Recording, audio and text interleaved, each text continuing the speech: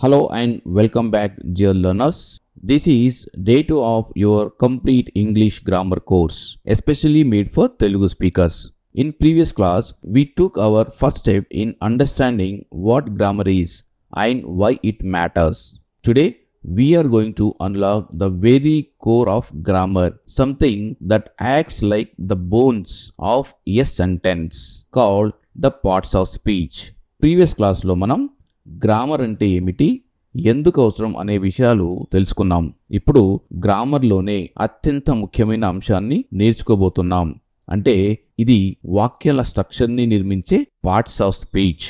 ఈ parts of speech అనేది గ్రామర్లో basic foundation లాంటిది. సో తప్పకుండా మీరు వినండి చివరి వరకు. ఇది మనకు చాలా కీలకం. ప్రతి ఇంగ్లీష్ గ్రామర్లో ప్రతి సెంటెన్స్లో ఇది పార్ట్స్ ఆఫ్ స్పీచ్ అనేది అవసరపడుతుంది. తప్పకుండా మీరు ఒక 10 minutes టైం వెచ్చించి దీని గురించి పూర్తిగా వింటే గ్రామర్ తెలుసుకోవడం చాలా ఈజీ అవుతుంది. గ్రామర్ పూర్తిగా ఈజీగా అర్థమవుతుంది. సో ఒక 10 నిమిషాలు దీనికి కేటాయిస్తారని అనుకుంటూ స్టార్ట్ చేద్దాం. Why are parts of speech important? Understanding parts of speech is crucial for several reasons. Parts of స్పీచ్ని అర్థం చేసుకోవడం ఇంగ్లీష్ గ్రామర్లో చాలా కీలకం. వీటికి అనేక కారణాలు ఉన్నాయి. First, it helps us to understand the structure of sentence. By knowing the role each word plays, we can better understand how sentences are constructed and how they convey meaning. మొదట ఇది వాక్యాల నిర్మాణాన్ని అర్థం చేసుకోవడానికి మనకు సహాయపడుతుంది. ప్రతి పదం పోషించే పాత్రను తెలుసుకోవడం ద్వారా వాక్యాలు ఎలా నిర్మించబడుతున్నాయో మరియు అవి అర్థాన్ని ఎలా తెలియజేస్తాయో మనం బాగా అర్థం చేసుకోగలం. Okay, so next one, second, it enables us to use language more accurately and effectively. When we know the correct part of speech to use, we can express ourselves with greater precision and clarity. రెండవది, ఇది భాషను మరింత ఖచ్చితత్వంగా మరియు ప్రభావవంతంగా ఉపయోగించుకునేలా చేస్తుంది. Parts of స్పీచ్లోని సరైన భాగాన్ని ఉపయోగించాలని మనకు తెలిసినప్పుడు మనం మరింత ఖచ్చితత్వం మరియు స్పష్టతతో మనల్ని మనం ఎక్స్ప్రెస్ చేసుకోగలం, మనల్ని మనం చెప్పుకోగలం, మనల్ని మనం వ్యక్తీకరించుకోగలం. Okay, so third one, it is essential for learning more advanced grammar concepts like tenses, clauses and sentence structure are all built upon a solid understanding of parts of speech. మూడవది, ఇది మరింత అభివృద్ధి చెందిన వ్యాకరణ భావాలను నేర్చుకోవడానికి అవసరం. అడ్వాన్స్ గ్రామర్ నేర్చుకోవడం కూడా చాలా అవసరం. ఎందుకంటే tenses, clauses and sentence structure మొదలైనవన్నీ కూడా పార్ట్స్ ఆఫ్ స్పీచ్ పైనే ఆధారపడి ఉంటాయి. అందుకని పార్ట్స్ ఆఫ్ స్పీచ్ పైనే కొంచెం ఎక్కువగా దృష్టి పెట్టండి. ఒక 10 నిమిషాలు మీరు దీనిపై దృష్టి పెడితే అర్థమవుతుంది ఇది అంత ఈజీ నేర్చుకోవడం. What are parts of speech? Parts of speech అంటే ఏమిటి? Imagine building a house. You need bricks, cement, windows, doors, each with a role. Similarly, to build a sentence, every word must have a role. In English grammar, words are divided into 8 categories based on their function. These are called 8 parts of speech. ఒక ఇంటిని నిర్మించాలంటే ఇటుకలు, cement, కిటికీలు, తలుపులు, ప్రతిదానికి ఒక role ఉంటుంది. అలానే sentence నిర్మించాలంటే ప్రతిదానికి ఒక పర్పస్ ఉంటుంది. ఆ పర్పస్ ఆధారంగా ఇంగ్లీష్లో పదాలను 8 రకాలుగా విభజిస్తారు. వీటినే పార్ట్స్ ఆఫ్ స్పీచ్ అంటారు. ఓకే, అర్థమైందా? ఒక ఇంటిని నిర్మించాలంటే ఇటుకలు, సిమెంటు, కిటికీలు, తలుపులు అనేవి మనకి ఎలా అవసరపడతాయో, సో ప్రతిదానికి ఒక రోల్ ఎలా ఉంటుందో అలానే సెంటెన్స్లు నిర్మించాలంటే ప్రతిదానికి ఒక పర్పస్ ఉంటుంది. ఆ పర్పస్ ఆధారంగా ఇంగ్లీష్ పదాలను 8 రకాలుగా విభజించారు. వాటిని పార్ట్స్ ఆఫ్ స్పీచ్ అంటారు. Okay, now let's understand all 8 parts one by one. I will give English plus Telugu meaning and 2 to 3 examples for each. మొత్తం 8 భాగాలను ఒక్కొక్కటిగా అర్థం చేసుకుందాం. ఓకే, సో ఇప్పుడు ఫస్ట్ వన్ వచ్చేసి నౌన్. నౌన్ అంటే నామవాచకం. A noun is the name of a person, place, thing or idea. Noun అంటే ఒక వ్యక్తి, స్థలం, వస్తువు లేదా భావన పేరు. Okay, for example Rani is the singer. ఇక్కడ నౌన్ వచ్చేసి రాణి. రాణి అంటే ఒక నేమ్, రాణి అనేది ఒక person name. The sun is hot. ఇక్కడ సన్ అనేది noun. The love is important. Here love అనేది ఒక నౌన్, నామవాచకం. సో ఇది ఒక ఐడియా. సో దీన్ని మనం టచ్ చేయలేము. ఓకే, సో ఫిజికల్గా టచ్ చేయలేదు కూడా మనం దానికి ఒక పేరు ఉంటుంది, వాటిని మనం నౌన్ అంటాం. ఓకే, సో లైక్ ఇంకా కొన్ని మీరు చెప్పండి. Ramu, Hyderabad, pen, love, like honesty, ఇలాంటివన్నీ మనము నౌన్ అని మనం చెప్పొచ్చు. Okay, can you name 2 people, 2 places and 2 things around you? Comment below. మీరు మీ చుట్టూ ఉన్న 2 వ్యక్తులను, 2 స్థలాలను, 2 వస్తువుల పేర్లను కామెంట్ చేయండి. ఓకే, మీకు నౌన్ అంటే పూర్తిగా అర్థమవుతే ఈ కింద కామెంట్ చేయండి. 2 వ్యక్తుల పేర్లు, 2 స్థలాలు మరియు 2 వస్తువులు పేర్లను మీరు కామెంట్ చేయండి. Okay, let's go to second one. Second one is pronoun. Pronoun అంటే సర్వనామము అంటాం. A pronoun replaces a noun to avoid repetition. నౌన్కి బదులుగా నౌన్ బదులు వాడే పదం ప్రొనౌన్ అంటారు. రిపిటేషన్ తగ్గించడానికి దీన్ని ప్రొనౌన్ని వాడతాము. సో ఎగ్జాంపుల్ చూద్దాం. సో నౌన్ అంటే ఏంటి? నౌన్ అంటే ఒక పేరు, ఒక వస్తువు పేరు కానీ, మనిషి పేరు కానీ, లేదా ఒక ప్లేస్ పేరు కానీ, లేదా ఒక ఐడియాని కానీ మనం నౌన్ అంటున్నాం. ఆ నౌన్కు బదులుగా వాడేదాన్ని మనము ప్రొనౌన్ అంటాము. Like Raju is my friend, he is smart. ఇక్కడ రాజు అనేది ఒక name, noun. Raju is my friend. మళ్ళీ మనం రాజు ఈజ్ స్మార్ట్ అని అనకుండా, మళ్ళీ రాజు యూజ్ చేయకుండా ఇక్కడ హీ స్మార్ట్ అంటున్నాం. He is smart. హీని మనం ప్రొనౌన్ అంటాము. అంటే రాజుకు బదులుగా మనము హీ అని వాడుతున్నాము. సో ఇది pronoun. This is my bag, it is black. This is my bag and it is black. It అంటే ఇక్కడ బ్యాగ్ ప్లేస్లో మనం ఇట్ అని వాడాము. సో దీన్ని మనం ప్రొనౌన్ అంటాము. They are coming to school. They are coming to school. ఇక్కడ దే అనేది వాళ్లకు బదులుగా మనం దే అని వాడుతున్నాము. వాళ్ళ పేర్లకు బదులుగా మనం దే అని వాడుతున్నాం కాబట్టి మనం దీన్ని ప్రొనౌన్ అంటాము. సో ఇలాగే I, you, he, she, we, they. So ఇలాగా వీటిని వాడచ్చు. ఇలాగా వీటిని మనం ప్రొనౌన్స్ అని అంటాము. Use he, she, it, we, they in your own sentences. Try it in the comments. మీరు వీటిని వాడి, ఈ ప్రొనౌన్స్ వాడి మీరు కొన్ని సెంటెన్స్ ట్రై చేయండి. ఈ కామెంట్స్లో కామెంట్ చేయండి. నెక్స్ట్ వచ్చేసి verb. A verb shows action or state of being. A verb shows action or state of being. పని సూచించే పదం లేదా ఒక స్థితిని తెలిపే పదం. వర్బ్ అంటే ఏదైనా పని. ఎగ్జాంపుల్ చూద్దాం మనం. He runs fast. He runs fast. ఇక్కడ రన్ అనేది ఒక పని, ఒక క్రియ. ఇక్కడ పరిగెత్తడం అనేది ఒక పని. సో దీన్ని మనం వర్బ్ అంటాము. ఏదైనా ఒక పనిని మనము వర్బ్ అంటాము. Okay, so I'm happy. Happy అనేది సంతోషం. సో దీన్ని మనం ఒక వర్బ్ అంటాము. She is dancing on the stage. ఇక్కడ డాన్స్ అనేది ఒక వర్బ్. ఓకే, సో ఇలాగే ఈట్, ప్లే, రన్ లాంటివి కూడా మనం వర్బ్ అని అంటాము. Every sentence needs a verb. Try making one right now. ప్రతి సెంటెన్స్ ఒక వర్బ్ అనేది కంపల్సరీ అవసరం.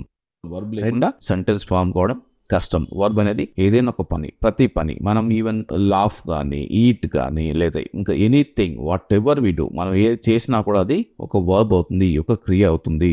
సో అది లేకుండా సెంటెన్స్ ఫామ్ చేయడం చాలా కష్టం. ఓకే, సెంటెన్స్ ఫామ్ చేయలేము. సో ఈ వర్బ్ను వాడి మీరు ఒక సెంటెన్స్ ట్రై చేయండి. కామెంట్స్లో కామెంట్ చేయండి.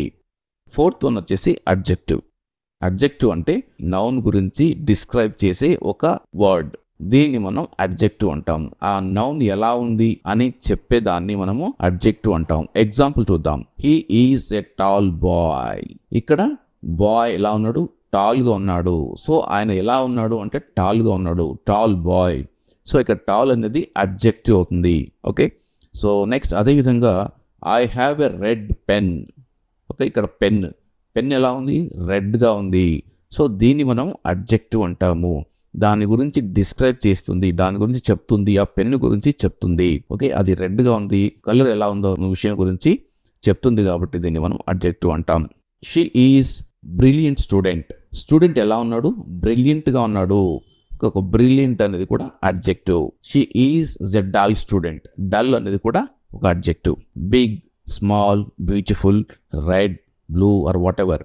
సో ఇలాంటివన్నీ మనము అడ్జెక్టివ్స్ అని అంటాము. Okay, describe your phone using an adjective smart. Smart అనే అడ్జెక్టివ్ వాడి మీ ఫోన్ని డిస్క్రైబ్ చేయండి, కామెంట్స్లో రాయండి. ఓకే, ఫిఫ్త్ వన్ వచ్చేసి అడ్వర్బ్. ఏ వర్బ్ యొక్క లక్షణాన్ని తెలియజేసేదాన్ని మనం అడ్వర్బ్ అంటున్నాం. And adverb gives more information about a verb, adjective or another adverb. Verb లేదా అడ్జెక్టివ్ గురించి వివరించే పదం.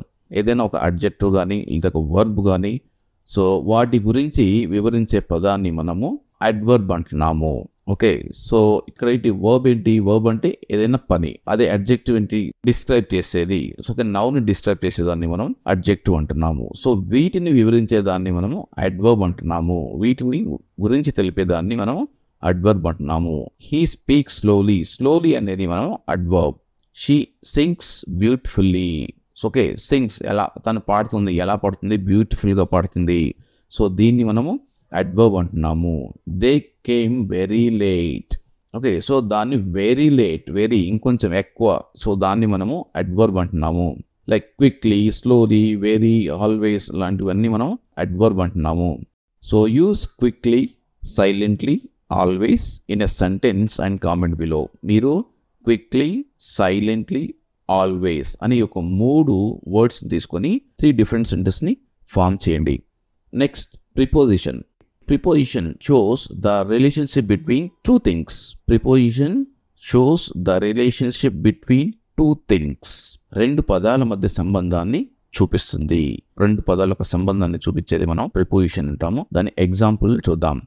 The book is on the table. ఇక్కడ 2 పదాలు ఏంటి? Book, table. సో బుక్ ఎక్కడుంది? టేబుల్ పైన ఉంది. On the table. సో ఇక్కడ 2 పదాల మధ్య సంబంధం తెలిపేది ఆన్. సో దీని ఇలాంటి పదాలను మనం ప్రిపోజిషన్ అంటాం. Okay, I will come at 5 PM. ఇక్కడ కమ్ 5 PM. ఈ రెండింటి మధ్యలో ఉండేది ఎట్. సో దీన్ని మనం ప్రిపోజిషన్ అంటాం. ఈ రెండింటిని కలిపే పదాన్ని మనం ప్రిపోజిషన్ అంటున్నాం. She is in the kitchen. She kitchen. She kitchen. ఈ 2 words. She is in the kitchen. So ఇక్కడ ఇన్ అనేది మనం preposition. Okay, on, under, in, at, behind లాంటి కొన్ని తీసుకొని మీరు కొన్ని సెంటెన్సెస్ ఫామ్ చేయండి. On, under, in, at, behind. So ఇందులో ఏదైనా ఒకటి పిక్ చేసుకొని ఒక సెంటెన్స్ని ఫామ్ చేసి కింద కామెంట్ బాక్స్లో కామెంట్ చేయండి. Next conjunction. Another one is conjunction. A word that connects words or sentences. ఇది 2 వర్డ్స్ని కానీ 2 సెంటెన్సెస్ కానీ కలిపి ఒక వర్డ్. దీన్ని కంజక్షన్ అంటారు. ఓకే, అది ఎలాగా ఒకసారి చూద్దాం. I like tea and coffee. ఇక్కడ tea, coffee. Tea, coffee. Tea అనేది ఒక పదం, కాఫీ అనేది ఒక పదం. సో ఈ రెండింటిని ఏం కలుపుతుంది? అండ్ అనేది కలుపుతుంది. సో ఇక్కడ అండ్ అనేది కంజక్షన్. ఓకే, 2 పదాలను కలుపుతుంది ఇక్కడ. Okay, she is tired but happy. ఇక్కడ టైర్డ్, హ్యాపీ ఈ 2 పదాలని బట్ అనేది కలుపుతుంది. Okay, she is tired but happy. Okay, తను అలసిపోయింది కానీ సంతోషంగా ఉంది అని చెప్పడానికి. You can choose red or blue. నువ్వు రెడ్ కానీ లేదా బ్లూ కానీ చూస్ చేసుకోవచ్చు. ఇక్కడ రెడ్, బ్లూ అనేది 2 పదాలు. ఇక్కడ ఆర్ అనేది కంజక్షన్. ఆర్ ఈ రెండింటిని కలుపుతుంది రెడ్, ఆర్ అనేది. ఓకే, సో దీనిని మనం కంజక్షన్ అంటాం. అండ్, బట్, ఆర్, బికాస్ వీటిని కంజక్షన్స్ అంటాం. సో మీరు కూడా ట్రై చేయండి. అండ్, బట్ లాంటి 2 పదాలను ఏదైనా తీసుకొని ఒక 2 సెంటెన్స్ ఫామ్ చేయండి. 2 సెంటెన్స్ ఫామ్ చేసి కామెంట్ బాక్స్లో కామెంట్ చేయండి. Interjection. Interjection. A word that express sudden emotion. A word that express sudden emotion. ఆకస్మిక భావాన్ని తెలిపే పదం. సడన్గా ఎమోషన్, సడన్గా వచ్చే ఎమోషన్ని మనము ఇంటర్జెక్షన్ అంటాము. ఎగ్జాంపుల్, ఏదన్నా మనం చూసినప్పుడు సడన్గా మనం అనుకోని కనిపిస్తున్నప్పుడు వావ్ దట్స్ అమేజింగ్ అంటాం కదా. వావ్ అనేది ఇంటర్జెక్షన్. సో వావ్, సో దానికి సపరేట్గా మీనింగ్ ఏముండదు. సో అది సడన్గా వచ్చే ఎమోషన్. సో దాన్ని మనం ఇంటర్జెక్షన్ అంటాం. Wow that's amazing. Oh no I lost my phone. మన ఫోన్ పోయినప్పుడు ఓ నో, సో దానికి సపరేట్ మీనింగ్ ఏ ఉండదు. ఒక ఇలాంటి వర్డ్స్ మనం ఇంటర్జెక్షన్ అంటాము. Hurray we won the match, we won the match, hurray we won the match. So hurray అనేది ఇక్కడ interjection. Wow, oh no, hurray. So ఇలాంటి పదాలను మనం జనరల్గా ఇంటర్జెక్షన్స్ అంటాం. మీ జీవితంలో ఒక ప్రౌడ్ మూమెంట్ని వావ్ అని యూజ్ చేసి చెప్పడానికి ట్రై చేయండి. కింద కామెంట్ చేయండి. ఓకే, కామెంట్ చేయడం వల్ల మీకు అర్థమవుతుంది లేదనేది మీకు తెలుస్తుంది, సేమ్ టైం నాకు కూడా తెలుస్తుంది. సో ఇంకా డీటెయిల్గా చెప్పాలా లేదంటే దీంతో సరిపోతుందన్న విషయము నాకు పూర్తిగా తెలుస్తుంది. Let's quickly recall all the 8 parts of speech. So మనం ఇప్పటివరకు నేర్చుకున్న 8 పార్ట్స్ ఆఫ్ స్పీచ్ని ఒకసారి మళ్ళీ చూద్దాం. ఫస్ట్ వచ్చేసి నౌన్. నౌన్ అంటే ఏదైనా ఒక పేరు అని అనుకున్నాం. ఓకే, ఏదైనా name. A noun is the name of a person, place, thing or idea. Okay, next వచ్చేసి pronoun. Pronoun replaces a noun to avoid repetitions. Okay, so పేర్లు, నేము రిపిటేషన్ రాకుండా, మళ్ళీ రిపిటేషన్ రాకుండా మనము నౌన్కు బదులుగా వాడేది ప్రొనౌన్ అన్నాము. నెక్స్ట్ వచ్చేసి వర్బ్, క్రియ. సో ఏదైనా ఒక పనిని, ఏదైనా చేసే పనిని మనము ఇక్కడ వర్బ్ అన్నాము. Okay, run, fast, happy, sleep, whatever it is. Okay, so ఏదైనా పనిని మనం వర్బ్ అంటాం. Next adjective. And adjective describes a noun like colour, size and quality. Okay, so ఒక నౌన్ డిస్క్రైబ్ చేసేదాన్ని అడ్జెక్టివ్ అన్నాము. Okay, so like tall boy. So ఇక్కడ tall ని మనము అడ్జెక్టివ్ అన్నాము. రెడ్ పెన్, రెడ్ ని మనం అడ్జెక్టివ్ అన్నాము. సో బ్రిలియంట్ స్టూడెంట్, బ్రిలియంట్ ని మనం అడ్జెక్టివ్ అన్నాము. Okay, next adverb. An adverb gives more information about a verb or adjective or another adverb. So verb లేదా adjective గురించి వివరించే పదాన్ని మనము adverb అన్నాము. ఎగ్జాంపుల్, he speaks slowly అంటే slowlyని మనం adverb అంటున్నాము. Next preposition. ప్రిపోజిషన్ అంటే ఏంటి? Preposition shows the relationship between two things. రెండు పదాల మధ్య సంబంధాన్ని తెలిపేదాన్ని మనము ప్రిపోజిషన్ అన్నాము. So the book is on the table, the book table. So on the table, on ని మనం ప్రిపోజిషన్ అన్నాము. She is in the kitchen, so she kitchen. In అనేది మనం ప్రిపోజిషన్ అన్నాము. సో ఇలాగా in, on, under, at, near లాంటి వాటిని మనం ప్రిపోజిషన్స్ అన్నాము. Next conjunction. కంజంక్షన్ అనేది రెండు వర్డ్స్ ని కానీ లేదా రెండు సెంటెన్స్ కానీ కలిపే ఒక పదాన్ని మనం కంజంక్షన్ అంటాము. Okay, example, I like tea and coffee. Okay, tea and coffee, ఇక్కడ అండ్ అనేది కంజంక్షన్. సో నెక్స్ట్ వచ్చేసి 8th వన్ వచ్చి లాస్ట్ వన్ వచ్చి interjection. Word that expresses sudden emotion. Sudden గా వచ్చే ఎమోషన్ మనం ఇంటర్జెక్షన్ అన్నాము. Okay, wow, oh no, hurray, ఇలాంటివన్నీ interjections. These are the 8 categories into which every English word fits. In the next lesson, we will talk each one and go deeper with exercises. ఇవి 8 రకాల parts of speech. తర్వాత తరగతిలో మనం ఒక్కొక్క దాన్ని deep గా తెలుసుకుందాం. వాక్యాలు ఎలా నిర్మించాలో నేర్చుకుందాం విత్ ఎగ్జాంపుల్స్. ఫైనల్ గా write one sentence using at least 4 different parts of speech. Comment చేయండి. Ravi runs quickly with a smile. Ravi అనేది నౌన్, రన్స్ అనేది verb, quickly అనేది adverb with a smile. Okay, so ఇలాగా మీరు కింద మెన్షన్ చేయండి. Comment your sentence below. I will check and reply as soon as possible. Okay, if this lesson made grammar clear, hit that like button, comment your example sentence and don't forget to subscribe. We are just getting started. ఈ class మీకు అర్థమైందా?